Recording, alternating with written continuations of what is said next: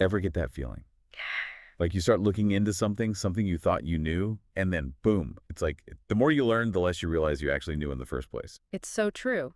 You think you have a grasp on something like history, and then bam, it turns out it's way more complicated, way more interesting than you ever imagined. And that's exactly how I felt diving into your research, Essays on Christianity. Uh-huh. Seriously, great title, by the way. But yeah, it's like pulling on a loose thread, and suddenly you realize the whole sweater is coming undone. Early Christianity, it's a whole different ballgame than I thought. It really is. I mean, think about it. Those first few centuries of Christianity, they were wild. A whirlwind of different beliefs, competing texts, the works. Nothing like the unified picture people often have in mind. It's kind of mind-blowing when you put it that way. Yeah. Like, one of the biggest shockers for me, and I think a lot of people listening can probably relate, is the Bible itself. Mm. We grow up with this image of it being, handed down, but the actual authorship is a whole other story. Absolutely. Take the Old Testament, for example. We're talking originally written in Old Greek, and even today, the actual authors, they remain shrouded in mystery. It just makes you think about that whole process, right?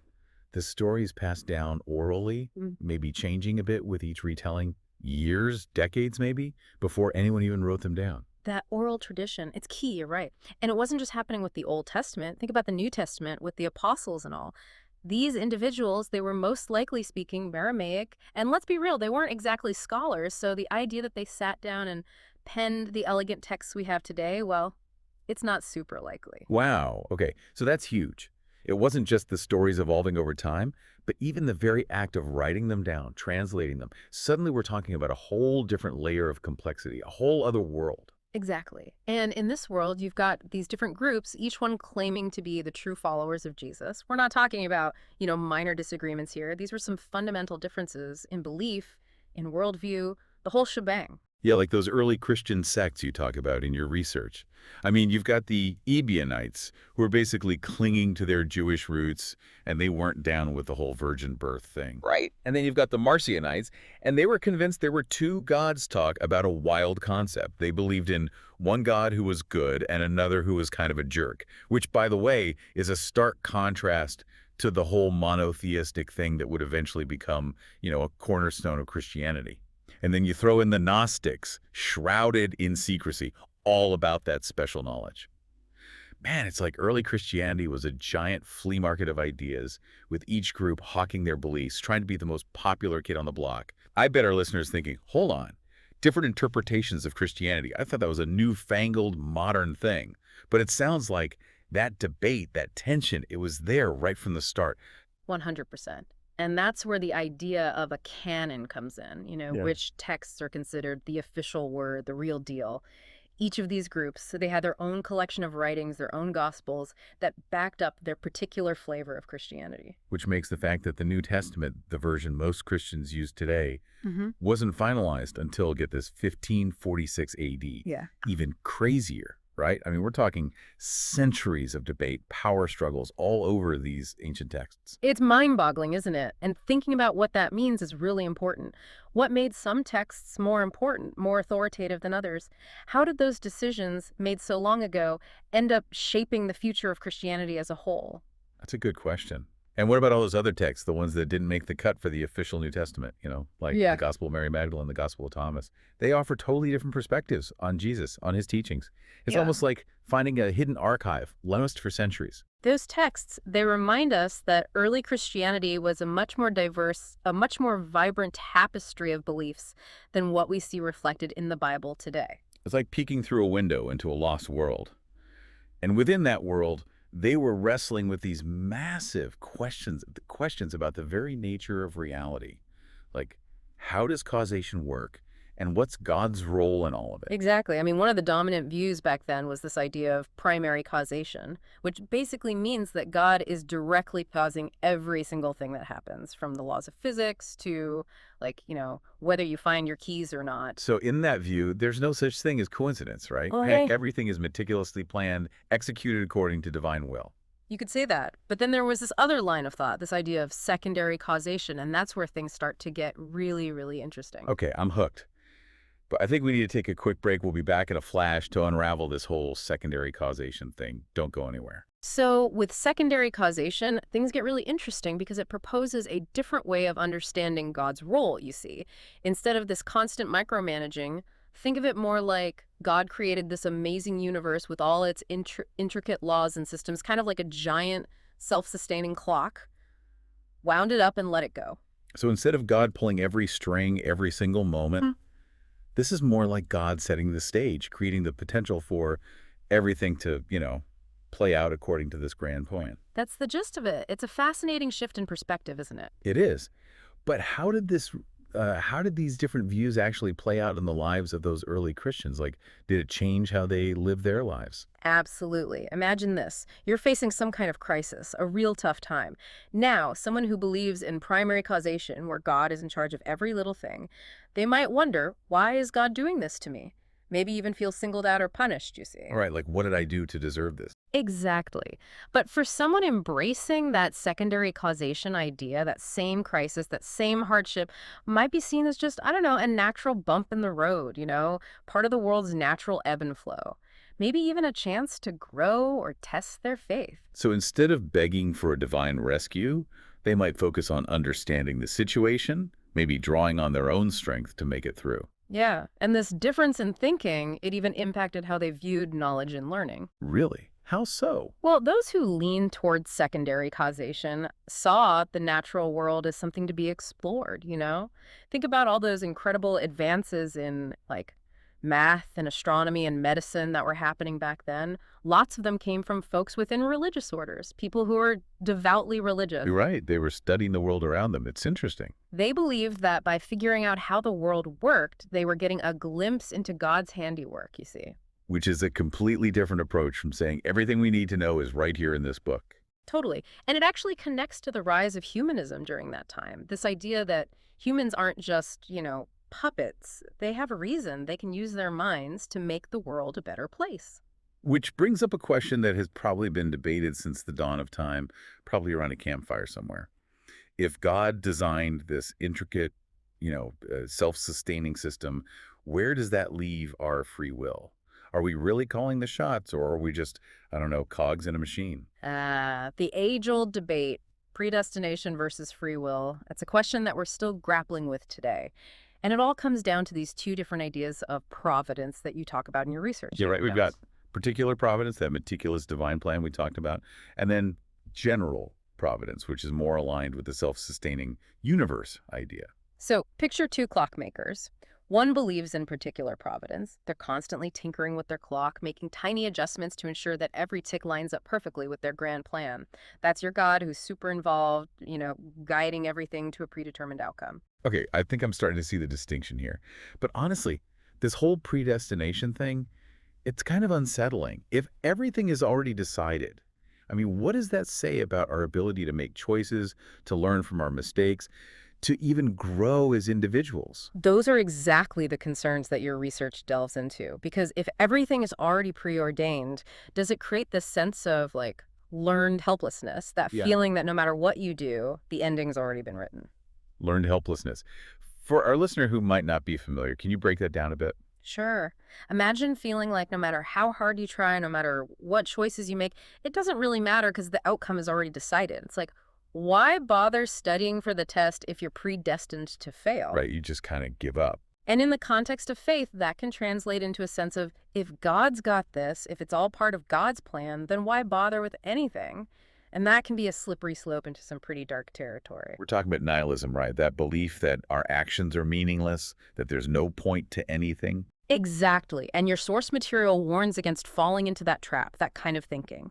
Because if everything is predetermined, why strive? Why hope? Why even bother getting out of bed in the morning? So it sounds like we've stumbled into some pretty heavy stuff here. Free will, the meaning of life, it's a lot to unpack. And it seems like the stakes are incredibly high. Absolutely. But your source material doesn't leave us hanging, lost in the existential wilderness. It dives into some really thought-provoking counter-arguments to this whole predestination thing, drawing on philosophy, even science, to offer a different perspective. Well, at this point, a little glimmer of hope would be appreciated, so tell me more. Okay, so where do we go from here? We're talking about nihilism, lack of free will. It's kind of a downer. How do you go from that to like, still having hope, still feeling like our choices mean something in a world where there might be a divine plan? Oh, your research brings up some interesting points. Like from the science world, it talks about Darwin and his theory of evolution, survival of the fittest, right?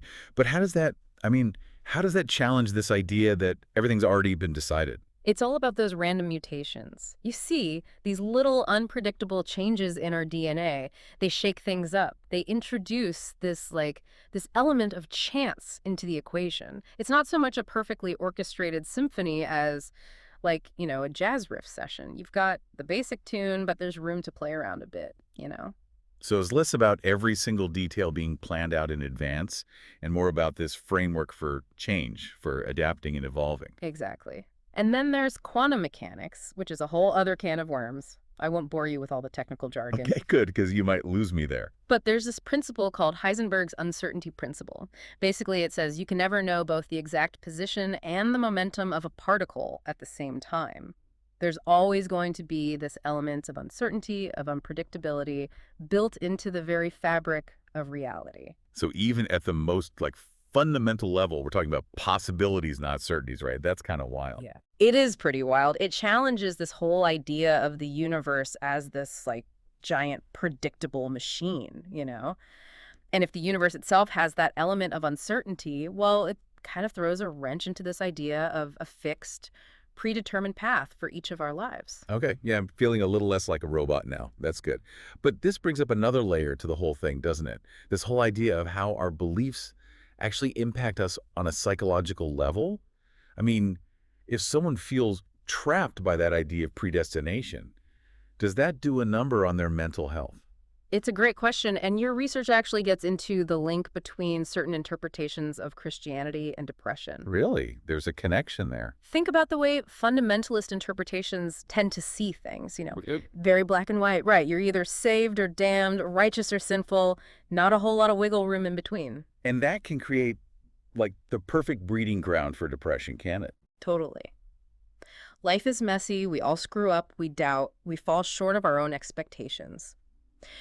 When you view everything through that kind of rigid lens, it's easy to get stuck in a cycle of self-criticism, and despair. You're always comparing yourself to this unattainable standard, and you're always going to fall short. Right. And then you layer on that belief in a God who's in control of everything, that primary causation idea, and it's easy to feel helpless. Why bother, right?